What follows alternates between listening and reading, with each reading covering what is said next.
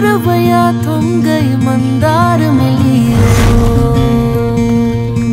बचपन से ही बड़े भाई ने हम सबको पाल के बड़ा किया है, बहुत दुख होता है।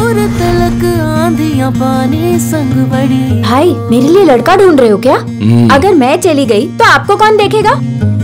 इन पैरों के नीचे हो भूमियां। तेरी शादी होगी, बच्चे होंगे, तू बहुत खुश रहेगी, तो ही हमारा एक परिवार बनेगा। तेरी जमीयत को ये कारवां चल रहा। तशी मलाही एकटीला जेवायची सवय नाहीये। आम्ही हॉस्टेलमध्ये सगळ्या मुली एकत्र जेवायचो। देवा, मी जेवतो ना तुमच्या सोबत, मी देतो कंपनी। नक्की? हो नक्की। मी ताट आणते तुमच्यासाठी। अहो नाही, ताट कशाला भरवताय, मी याच्यातच जेवतो ना थोडं। तुम्हाला हरकत नसेल तर माझ्यासोबत? हो नाही ठीक आहे, मी आणतो दूध। नाही नाही नको, जेवा तुम्ही माझ्यासोबत।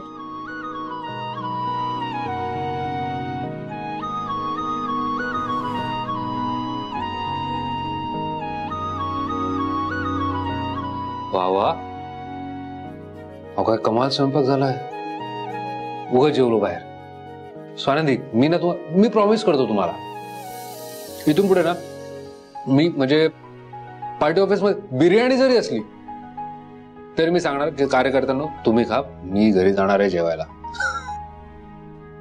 आले मोठे, माझ्या स्वयंपाकाचं कौतुक करते। अहो नाही नाही, खरंच। हे बघा, मला जर एखादी गोष्ट आवडली ना तर मी मनभर कौतुक करतो, आणि नाही आवडली तर तोंडावर सांगतो मला आवडलंय जेवण। तुम्ही काहीतरी सांगणार होता मला आज। मी सांगणार होतो काहीतरी? नाही, मी काय सांगणार होतो? नाही, मी काहीच सांगणार नव्हतो। सकाळी नाही का बोललो आपण, तुम्ही ते तुमची इन्व्हेस्टमेंट, तुमची सेव्हिंग वगैरे काय ते सांगणार होते ना मला। अरे हो हो हो, सॉरी, माझ्या लक्षात नाही आलं। कुठून सुरुवात करू? हे बघा स्वानंदी, माझं ना सगळं असं खुली किताब सारखं आहे। माझा मुख्य सोर्स ऑफ इन्कम काय आहे? पार्टी ऑफिस मध्ये पार्टीचे जे कामं करतो त्या बदल्यात म्हणजे साहेब त्याचा पगार देतात मला। दुसरं, फॅक्टरीमध्ये अकाउंट सांभाळतो तर ते अकाउंट साठी काही साहेब पैसे देतात, तर तो दुसरा सोर्स ऑफ इन्कम। बाकी असं माझा पगार किती मी असं कधी साहेबांना विचारला नाहीये। आणि